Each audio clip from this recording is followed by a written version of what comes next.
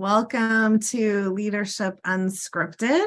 I'm Kim Leifson, and I work with hiring strategies and am a workforce strategist. I am here today with Tatiana St. Germain, who is with Great People Management. And she and I have actually worked together for, I want to say, we've got to figure out this date at some point. I think we're at like 15 plus years or something.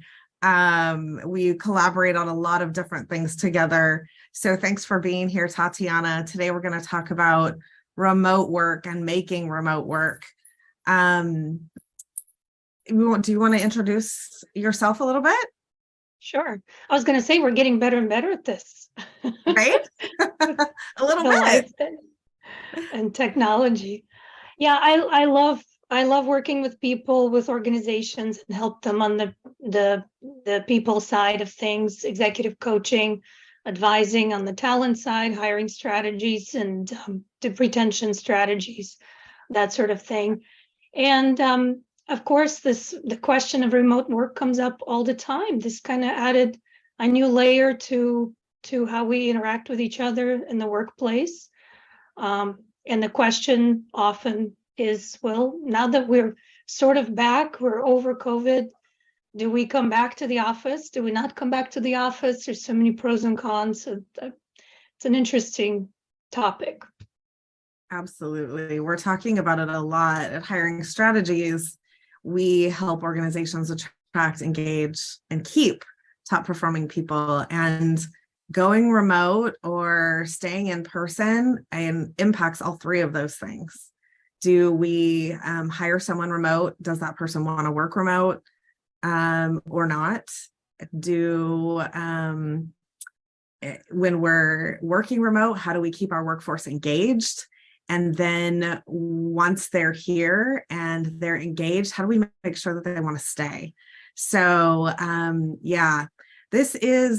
this leadership, we call this leadership unscripted because it really is unscripted. We want to answer questions about the topic. And of course, today's topic is remote work and making it work. How do we make it work? So we really want this discussion to be guided by those of you that are here. So please enter your questions into the chat box as you're joining. And then we'll try to get to those, or we will get to those, because that's what's guiding this conversation today. But we want to talk again about remote work. Some organizations and people have been working remotely for decades. I personally have been working remotely since 2009. My boss hired me back. I had worked for him previously in a remote work position, and he didn't have an office. So I worked from home. He worked from home. We worked together. He set very clear expectations for me. And I was bought into the purpose of the organization, and I was committed to growing it. Granted, the company was eventually going to become mine, so I had a vested interest in that. But I've been working remote ever since. And I don't think that I want to go back in person. There are times when I miss working directly with people, but I do get enough of these kind of conversations, Tatiana, where, you and I talk, or I talk with my clients. I'm working with my clients, and there is a piece that is missing, but I think you can build that in, and that's what we want to talk about today. So I guess my first question for you, Tatiana, would be, do you think that you have to have a legal partnership or an ownership position to make remote work work? Because I think people think that's the only way people can be invested enough to want to work remotely. What are your thoughts? Well, the ownership position, you take ownership of your work. I think it ties back to the motivation. Everything you said, and I wrote down, setting expectations, making expectations clear, having clear communication, and not leaving anything to the imagination, not assuming things, is really key. and also being motivated. So you can't just kind of hurt people into the workplace.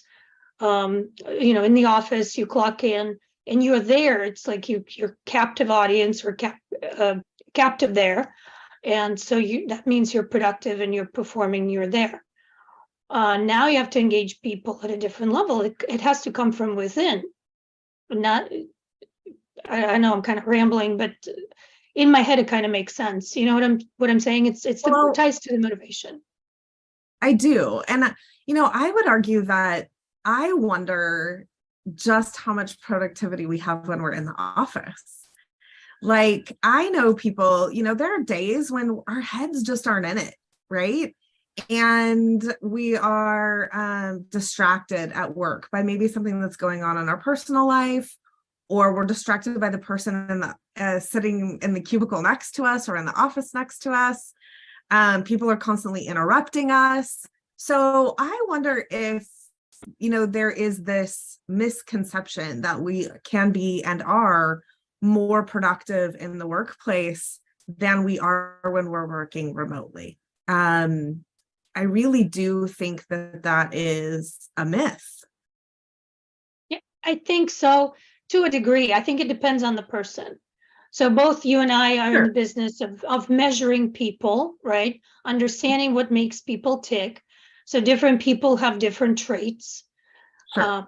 And I saw this on the blog from Wiley about certain traits that they've isolated over the course of probably roughly last 3 years. And I also have some experience with that. I've been looking into what are some of those key traits that we can measure in somebody's behavioral makeup, personality makeup, that makes them more effective or less effective in the remote workspace. And we find, of course, sociability, being extroverted versus introverted, does play a role, because when you interact with people physically and you're an extrovert, you get energized by that process of social interaction. And those folks, super introverted people, really needed to be physically with people. It was not enough for them to be on Zoom all day long and talking to people. They physically needed to be present and be around people to get some energy back. It's almost like vitamin D deficiency when it's dark in the wintertime and there's not enough sunlight. They need that's their sunlight, is people. Yeah. And so no matter how well the remote workspace is positioned and people trained, and you have all these tools and strategies and Zoom and check-ins, those people still need to be recognized, and they still need to have the opportunity to come to the office just to reconnect and get their energy resources that are depleted back up. Absolutely. Any other traits that you've noticed with your clients? I think independence is a huge one, because some people, and it's very different than sociability. Sociability is about the people. Independence is about the work. So when you have someone you can have someone who's highly sociable, but also highly independent. And what that means is they get energy from being around people, but when it comes to doing the work, they just want to go do it. They can probably do it quicker and faster themselves. They don't want a lot of input. They just want to go get the work done.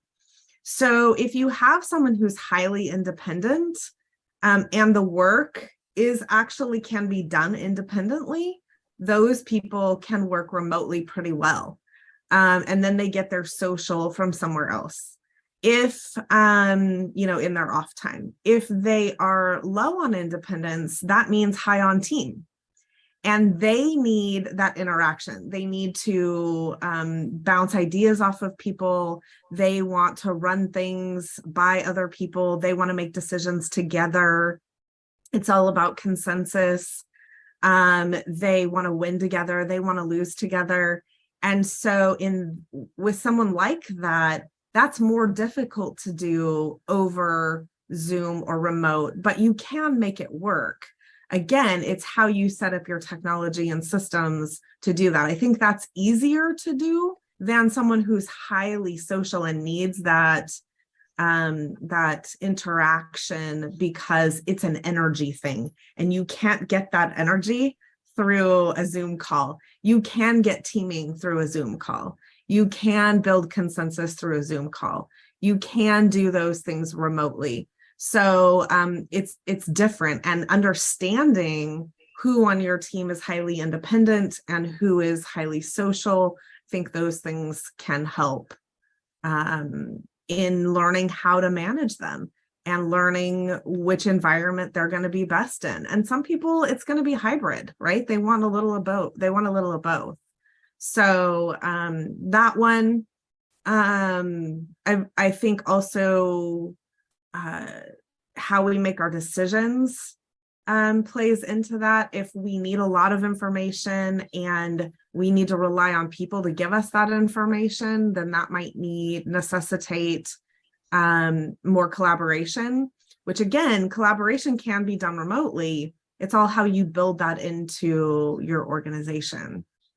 So those are the ones that I've had the most experience with so far.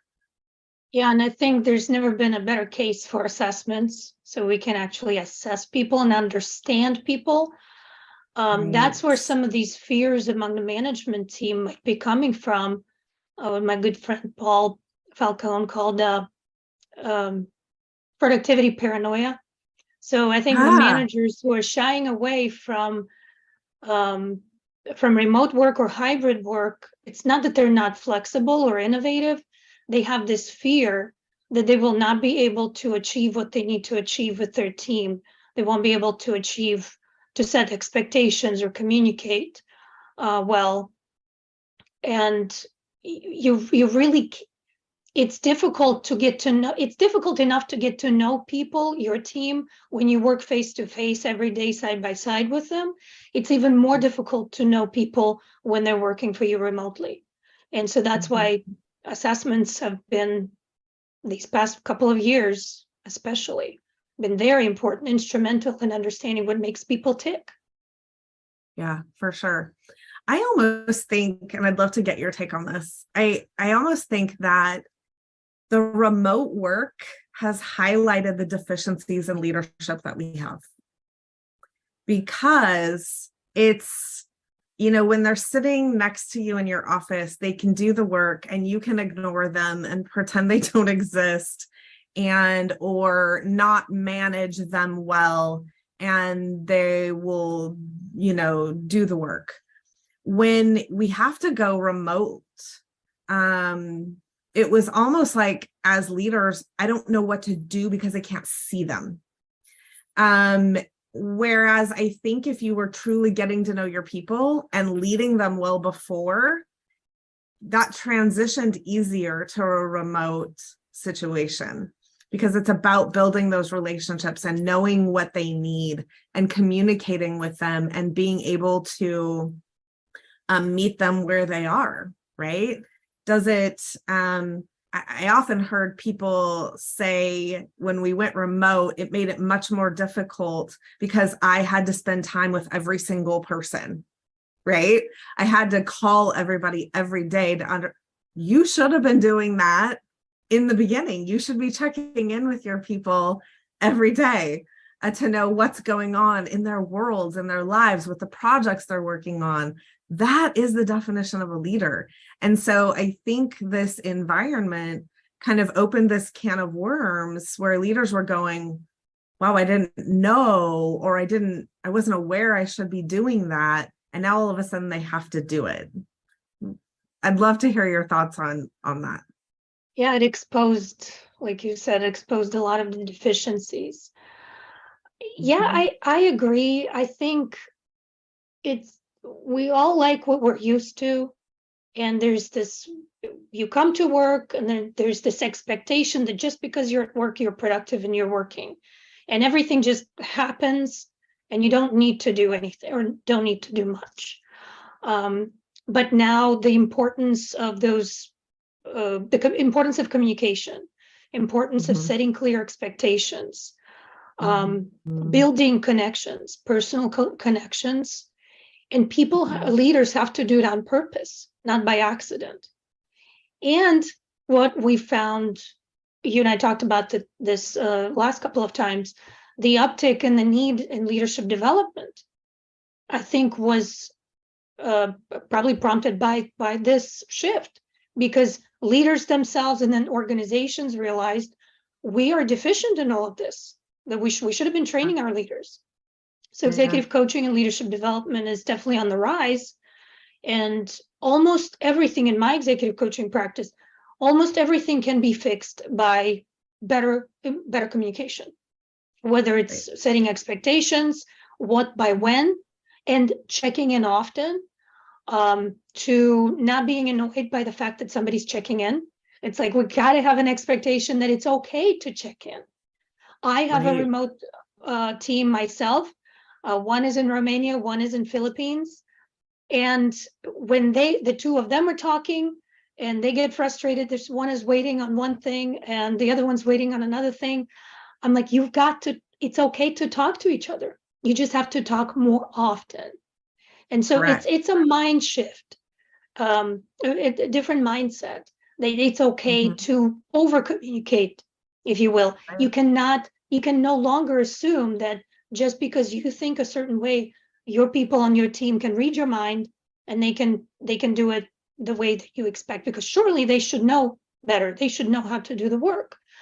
So everything needs to be kind of spelled out, I think, especially in the beginning.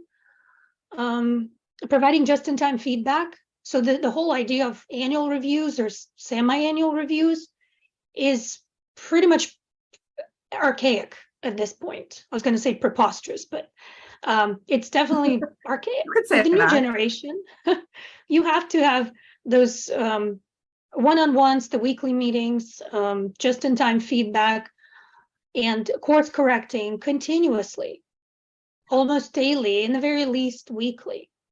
And the only way you can do that is if you're in communication. Exactly. Right? So yeah, everything funnels back to communication. Even when we talk about the concept of holding people accountable, building trust, building culture, how do you everything starts with words. Words have power. So again, get the right words, get them out, and communicate. Yeah, for sure. I think a big part of this too is, it stems from what we talked about a little bit ago, the productivity paranoia, right? It's not having control, not knowing what's going on. And it's fear-based, instead of trust, right? Building trust, setting a foundation of trust. And a lot of that comes from leadership development. How do I build trust? How do I be vulnerable with my team so that I'm building trust? And in order to learn how to do that, there are some people that do that naturally, and there are some that need to learn it. It's a skill. And so I think that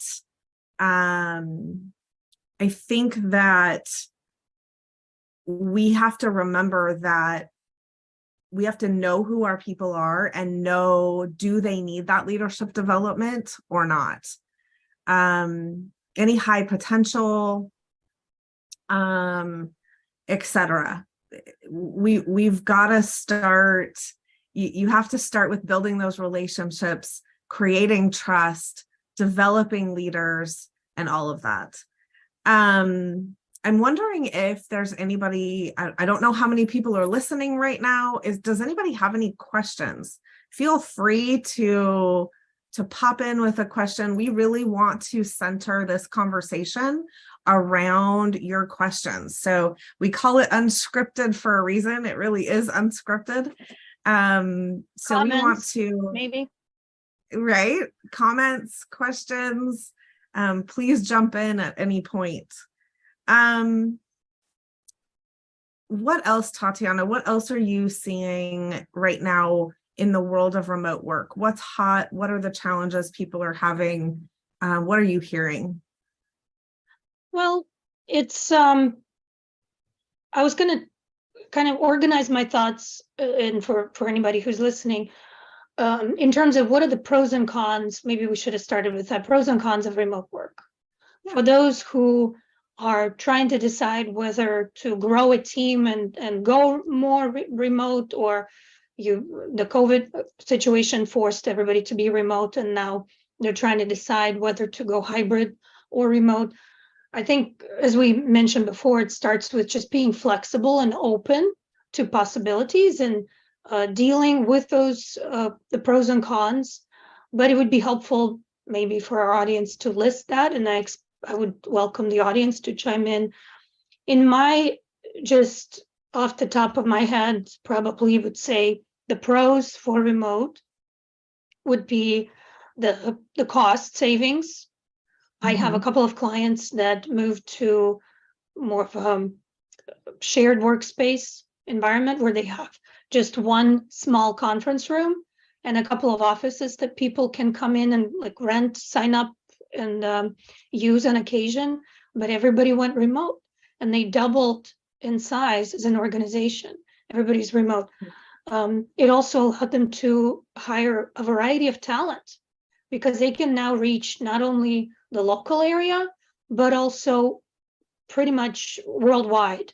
Of course, that presents certain HR challenges, because you have to be compliant with all the local laws and taxes and all that stuff. So that's a separate issue on the HR side. But it's probably driving HR crazy. Yeah, but there are organizations that can help you manage that. Yeah, so absolutely. I think if that's a barrier to that, then seek out those resources or give us a call and we can help connect you with those. But so I just wanted to jump in and say, don't let that stop you. Don't let that fear hold you back from going remote because you're afraid of what the complications of that might be. Yeah, and that's a good segue into the cons of the argument.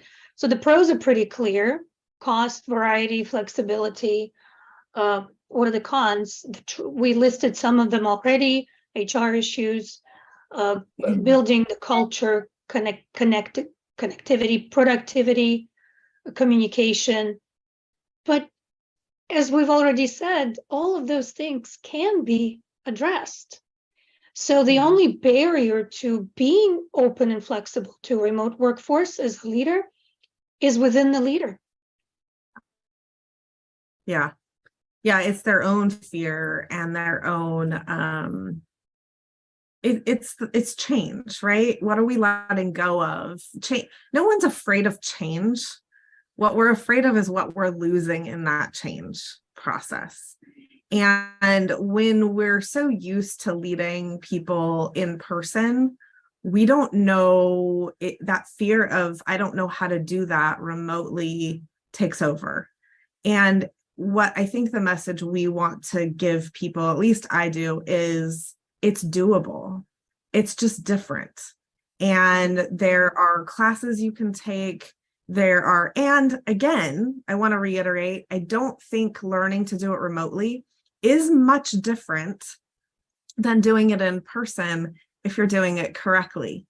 So there are just taking some leadership development classes, and there are some remote, learning that's new technology that can be sometimes daunting for some people. It can be overwhelming because I've got to learn how to use Slack, or I've got to learn how to use Zoom, or new engagement programs or account management programs or whatever. I think those technology things can be a barrier as well, but it's all learnable. It's all doable. And if you think about how you're going to come out of this with what you're going to learn in that process and how that adds to your skill set as a leader and a manager, it's all in how you frame that in your head. I think that's important to remember as well. Let's talk about there's some legitimate reasons why and when some organizations cannot go remote. So some of the clear ones is manufacturing, construction. You can't make widgets remotely, right? So our whole conversation about remote and hybrid workforce probably applies to service industries and some of the industries that can use technology and work remotely and be productive remotely. But there's certainly some industries that cannot do that. What about in our industry? What about some of those training programs and leadership programs that used to be in person? I used to run CEO roundtables, so all the mastermind groups and just like networking too, but mastermind groups that meet on a regular basis. It was kind of difficult to open up in a remote space, because when you're in the room with people you trust and you discuss personal issues, you have this sense of a cone of safety. So you are a LEAP coach, leadership acceleration program, that you've been doing this for years. It's a 12-month program, but you've always been in person. So people had to be in person, and it's my understanding you guys made the transition to virtual to open it up to other leaders across the country. How did that work? This transition, and what are you experiencing as a coach? Yeah, it's a great question. It was in the beginning, we were very scared, right? I think we were going through some of those same emotions that leaders are going through. It's like, well, how do we do this remote? Like, this entire thing is about relationship. It's about teaching people how to be in relationship with others. It's about teaching people how to connect with others. And now we're doing this remotely. Like, this doesn't work. Well, we made the transition. We just did it. We just took a leap and did it. No pun intended. It's actually called LEAP. And it works. It absolutely works. The benefit to that is now we can have people from all over the country come to it opens up our customer base, right? Because now we're not limited to people in our area who can drive into class. So it opened up our customer base. How difficult is it to lead a group like that? It's really not that different. I would say the most difficult part is having hybrid, right? When you have 3 people who are here in the room and you have 3 people who are remote, that, or 10 or however many you want to use, that's more difficult, because when you go into breakout groups, how do you get them to interact with each other, right? Or if you have one person who's remote and everybody else is in the room, it's not that it can't be done. It's just that it's a little more technical, and you've got to really plan for that and think ahead. And I think that's the big difference. The big difference is you get in a room with people, you're training, you're leading, you're having discussion, and it's all happening there, and you don't really have to think about, how do I engage that person, right? Again, I think that we just weren't thinking about how to engage that person, which we maybe should have been thinking about. How do we engage everybody in the room, even though they're in the room, right? Now we have to be intentional about thinking about, how do I engage that person who's not sitting in the room? If you have the entire group be remote, then you can put people into breakout rooms, and the interaction happens just as well as it did when we were in person. Do I think there are some people that enjoy the in-person experience more? Yes. And again, I think that goes back to who they are and how they're wired, and are they a highly sociable person who needs that energy, right? You can get some of the energy through a Zoom call, but it's not the same. It's different. And there are just some people who don't need that. And so that interaction over Zoom works for them. So were there changes? Yes, the big changes were technology and being proactive in engaging. How are we going to facilitate and get the results that we wanted to get in person? How are we going to do that remotely? How do we do, we were used to doing Oh my gosh, I'm losing the word. The big giant poster board on the wall, right? Flip charts. We're Yeah. used to doing flip charts and everybody could come up and write on the flip chart. Well, now how do you do that in a remote setting? Well, you do that with a Google Doc. Everybody can get into the same Google Doc and type in what their thoughts were on the flip chart, right? It's just making the mind shift and learning what technology is out there and available, because it works. It absolutely works. So it's more about the mind shift for the leader and the facilitator than it is for the outcome of the program. The outcome is the same. We're getting the same results. We're just doing it differently. And was it scary at first? Yes. But once you do it and you get in and you just learn, it absolutely works. And I think in the hybrid situation, in the beginning, we were forgetting people who are remote. Yeah, And it's then, true. like, oh, I'm still you're still here. So, but now I think people are used to it, so they do engage them the same way, Right. and are mindful that okay, we have people in the room, we have people who are remote. One question though, did you have to reduce? Wasn't it a full day event? You in person? No, before in person, it was 4 hours. Okay. And we've done it both ways, actually. Remote, we cut it to 2 hours at the beginning, and now we've done 4 hours too, and they both work. It's just, it kind of depends on the group and what they want, and what, again, it's being flexible, right? Learning what our people need. And when we have that cohort, we have the conversation up front. How do you want us to do this? We can do this in 2 hour time blocks. We can do this in 4 hour time blocks with a break in the middle, or, or a couple breaks. What works best for you? And we get feedback from the group. It's no different than we should have been doing when we were in person. What works best for you, right? It really just depends on that particular group. We can make it work both ways. Yeah. Yeah, I think it requires some courage and trust on part of leaders, and some work, some intentional work. But it goes both ways. I'm sure employees need to be committed, and just like in your program, participants need to be fully engaged instead of checking their emails. It's not like they're listening to a podcast on the background, Right. multitasking. They should be invested in. Mhm. Sorry, I don't mean to interrupt you. We tell people all the time that they're going to get out of the program what they put into it, right? And it's the same thing at work. You're going to get out of work what you put into it.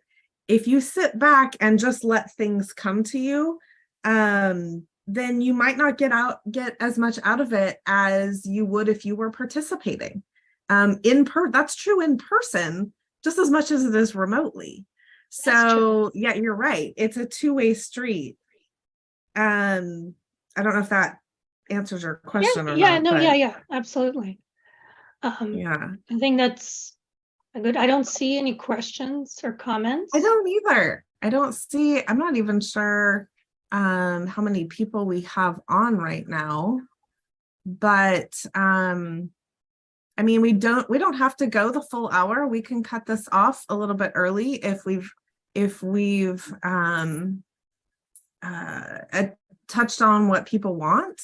I think, let's see, is there anything else? You said something, Tatiana, that really made sense to me when we were talking earlier. You said you don't build culture by being in the office. You build culture by being intentional about building culture. And you can build remote culture. It's just different. So learning how to do that, and again, being, courageous and positive and trusting of your people is the kind of culture you want to build anyway in an organization. So you have to lead that by example. And that means getting out of your own comfort zones and doing your own research and making it happen, not waiting for it to happen. I think we got kind of lazy as leaders before. We were just letting things happen instead of making them happen. So there were some key things that we talked about today that I want to just kind of reassess before we sign off. And some of the things that I think are helpful for remote work are assessments, really trying to understand who your people are and what do they need to be successful in a remote environment, who's going to be likely to be more successful in a remote environment than others. Setting very clear expectations, right? I think part of not being fearful about the productivity paranoia was a great term. Part of eliminating that fear is setting an outcome. What do we want that person who's not in my office, who I'm not watching, to accomplish today? What do I need them to accomplish by the end of the week? What do I need them to accomplish by the end of the year? Not what are they doing, not tracking every minute, but saying, if they accomplish this by the end of the day, I'm happy that they achieved that. And that's good enough, right? And pushing on that a little bit to say, okay, maybe we need to be more clear in how we're communicating that. So whether we're doing that through technology or we're doing that in person, whatever, just being clear about what those expectations are is really key. The other thing is leadership development and building leaders who can manage all of that. And then over communicating. Those were kind of the 4 takeaways that I think we talked about today that can really help set a stage for remote work being successful in an organization. Did I capture? Yeah. I captured it all. I missed?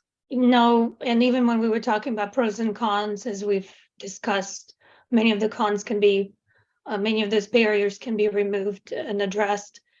And I think just one more thing to add to the list of things to consider, I would say that the leaders just need to be present.